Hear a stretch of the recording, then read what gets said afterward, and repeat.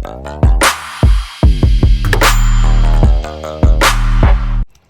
guys, so ito po yung nabili ko last year na soil tiller from Honda.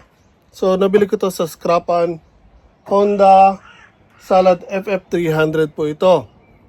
So nung nabili ko to, halos good as new. Hindi naman totally brand new, pero parang ginamit lang tapos hindi umandar o nagkaroon ng problema, ibinenta sa scrapan. So today, tatry natin na paanda rin to. So, nakatambay lang to doon sa bodega, doon sa may farm. And now, may oras na tayo para ayusin siya. And hopefully, mapaandar natin at magamit na po natin sa bago nating farm. So, ayusin ko lang to guys. Pakita ko na lang sa inyo mamaya. Nagmamadali kasi ako, so hindi ko na pwedeng kunan ng bit by bit ang video. So, pakita ko na lang sa inyo mamaya.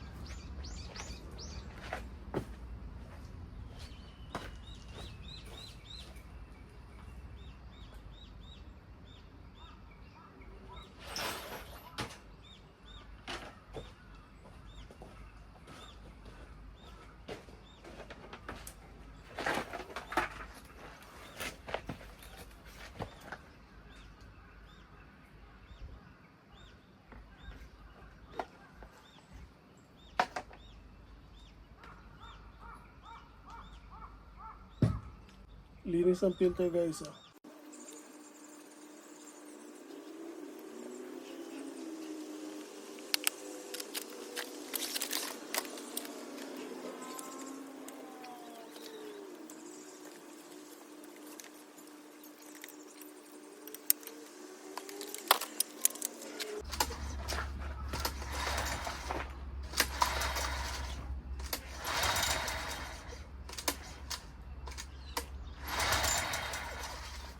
So wala ko nakikitang kuryente kahit naka-on siya. So try ko lang lagay ko sa off. Wala ko nakikitang spark.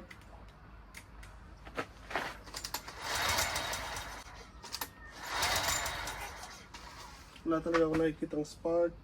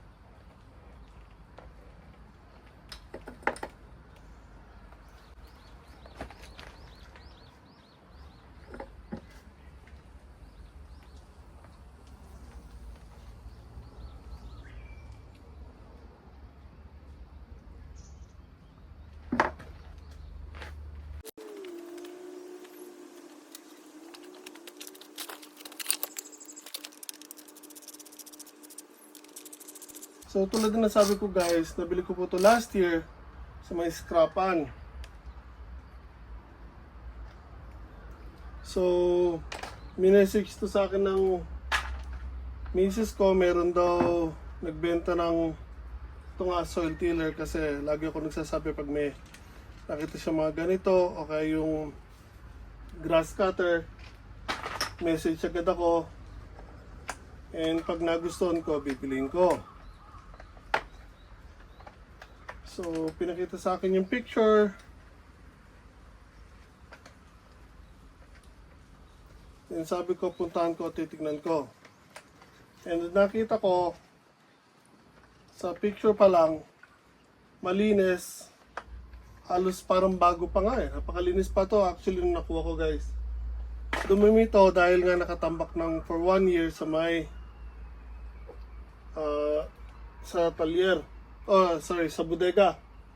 So nakatambak to ng 1 year sa bodega kaya po dumumi na ng ganito.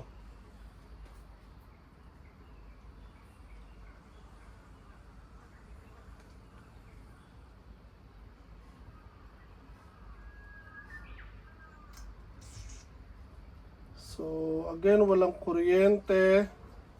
Pero dito may nakikita ko na may nakalagay na electrical tape.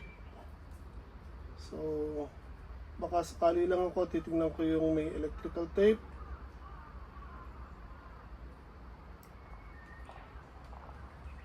So wala naman. Parang nilagyan lang siya ng tape para hindi mapasok ng tubig siguro.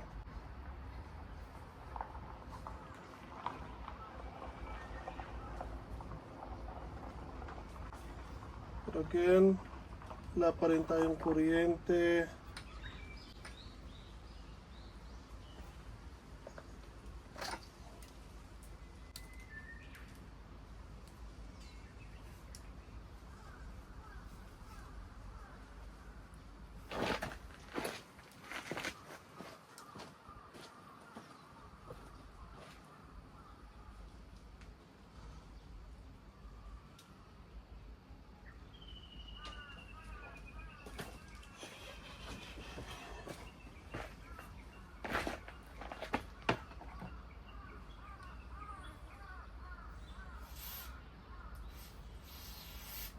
So gamit lang tayo ng contact cleaner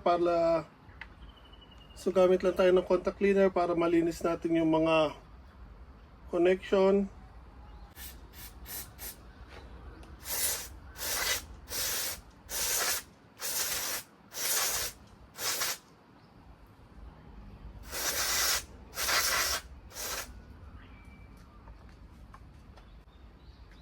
So malaking tulong pag meron kayo nito, guys. Yung mga namumuong dumi, mas madaling yung malilinis, matatanggal. And quick drying din siya, so kahit basahin nyo nitong contact cleaner, saglit lang po, matutuyo agad.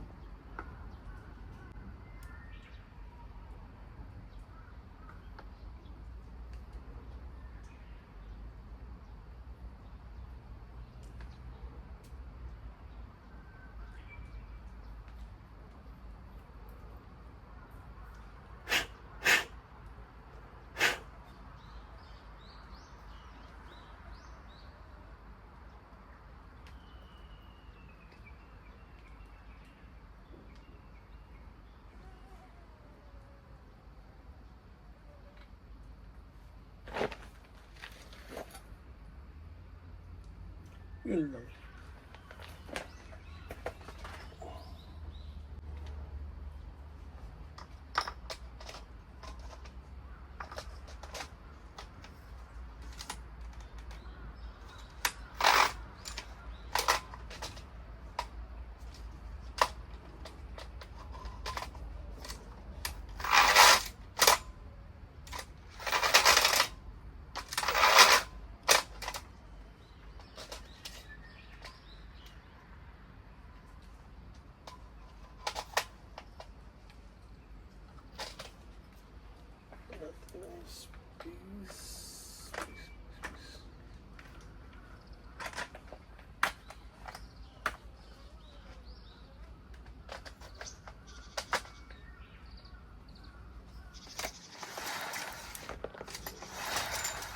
Okay, may nakita na akong kuryente, kanina wala. So, tingin ko problema ko nandito sa cup.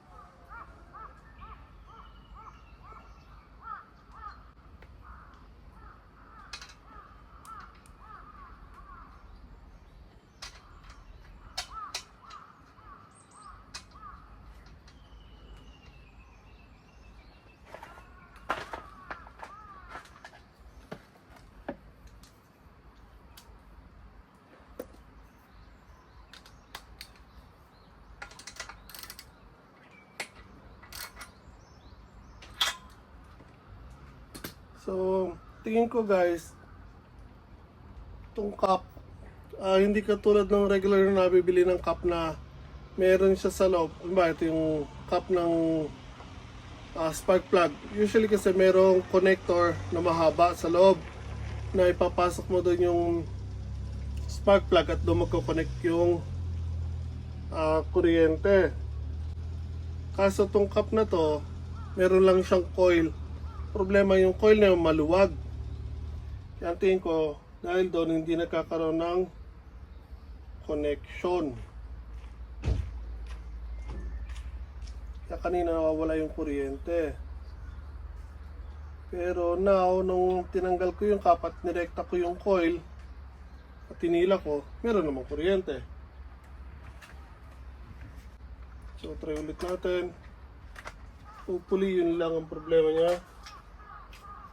So, lagyan natin sa choke.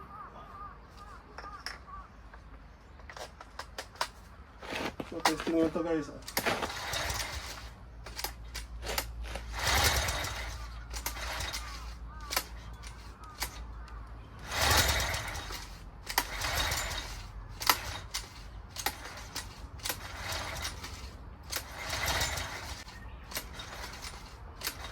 Compression. Ayaw kumakit eh.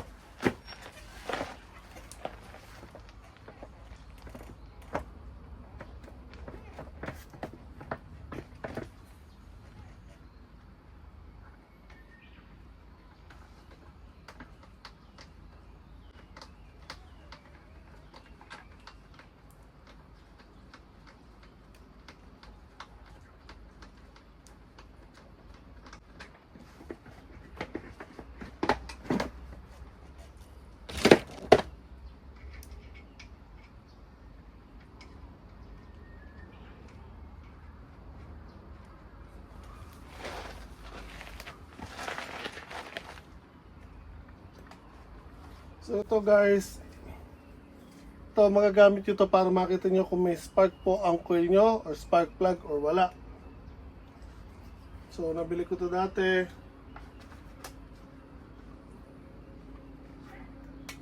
Ginagamit ko yan sa motor. Pero try natin dito guys.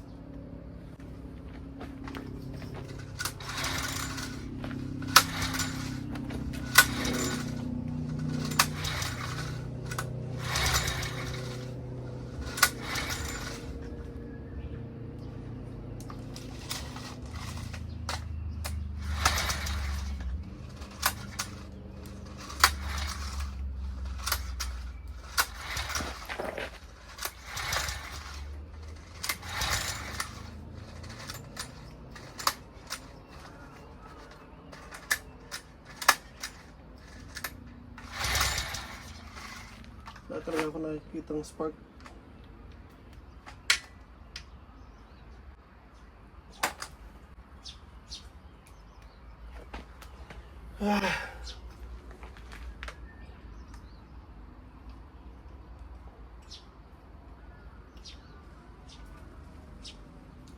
So ito guys, natanggal na yung ano, yung coil.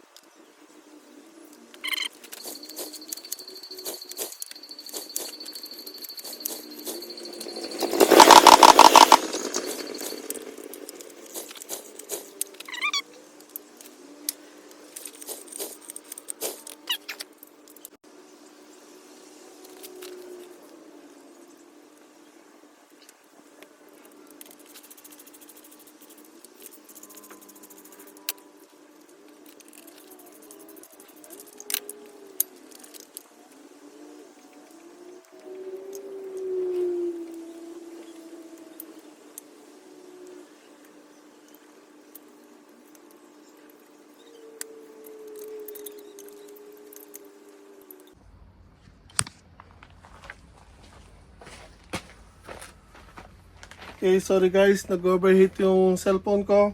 Hindi ko napansin, nakatutok pala yung araw. So now, binabalik ko na po yung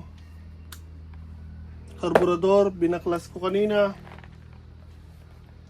And hindi ko sure kung inabot siya ng kuha ng video kasi nga napansin ko yung camera overheat na. So nag-automatic shutdown yung phone ko kanina.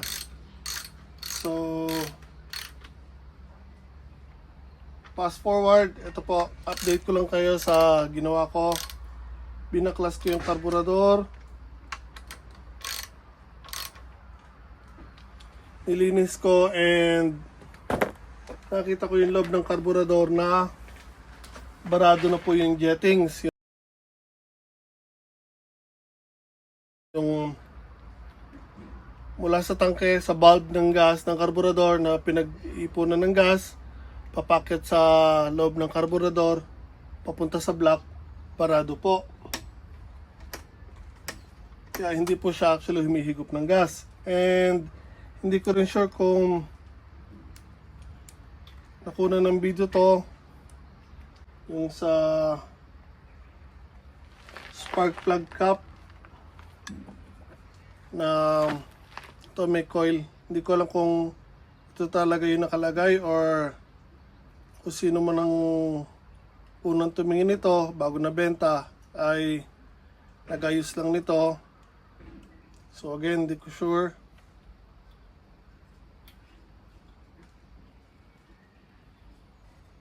So na ibabalik lang natin to. And ang problema ko dito now is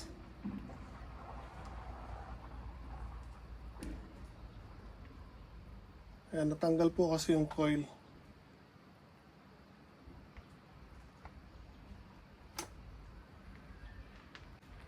So I think kung sino man ang gumawa nito, inilagay lang to.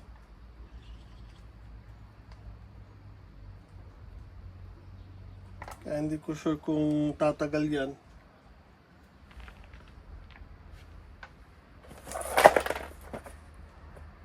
So for the meanwhile, ibabalik lang natin yung mga pinaklas natin.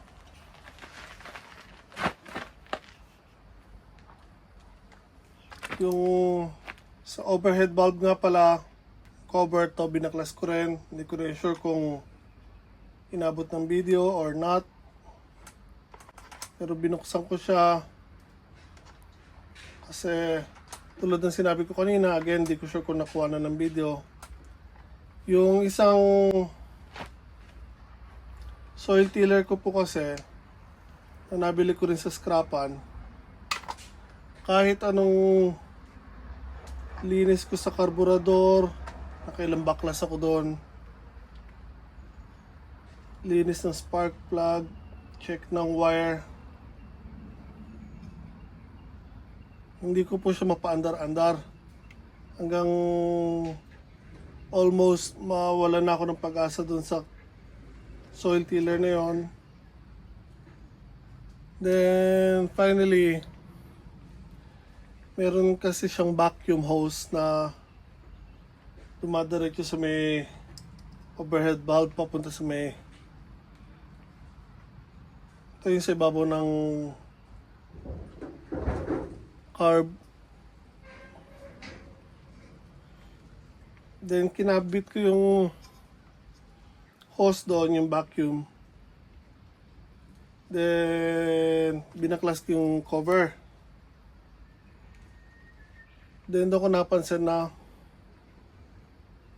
yung sa may sa shop niya yung dalawang, I forgot what you call it,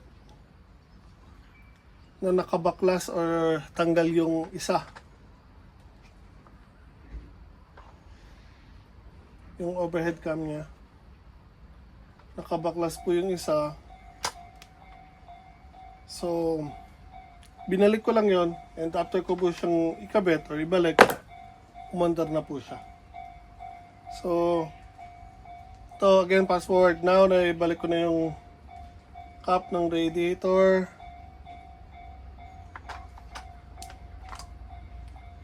Kabalik na yung carburetor. Now lagay ko lang yung choke.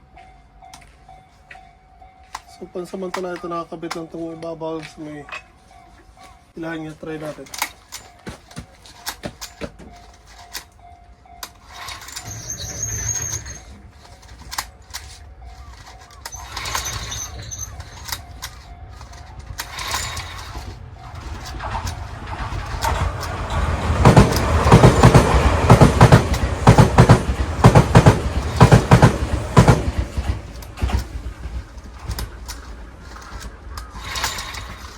Masyadong malayo yung plane nitong sahilan.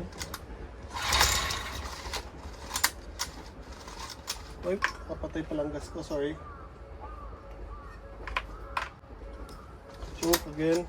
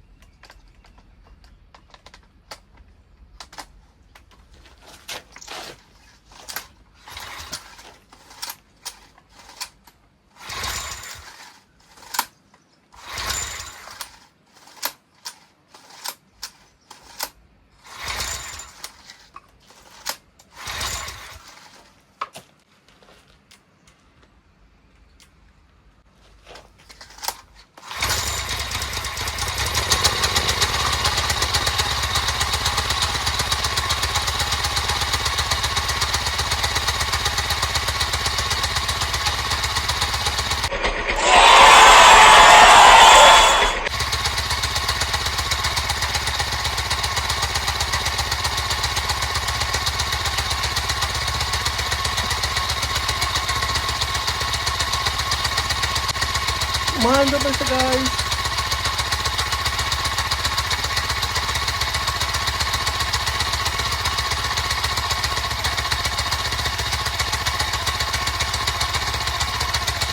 Nag-shot pa pala ako.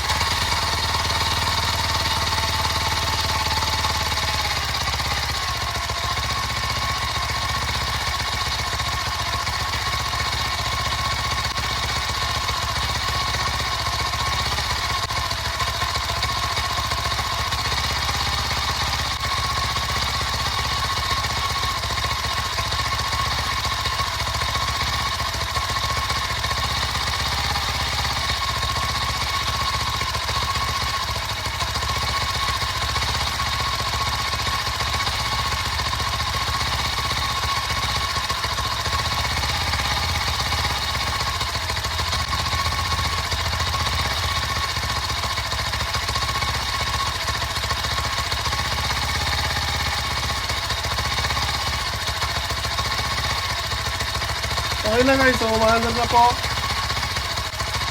So naging problema niya yung carburetor, yung jettings niya mula sa carburetor gas cap, yung sa pinakagitna, doon po dadalo yung gas mula sa cap, papunta po sa loob ng carburetor, papunta sa block. Yun po, barado, puno po ng basura or ng nanigas na latak. So inalis ko lang yon, nilinis. Ayan na. So nagkamali ako doon. Start ako na start sa stop pala.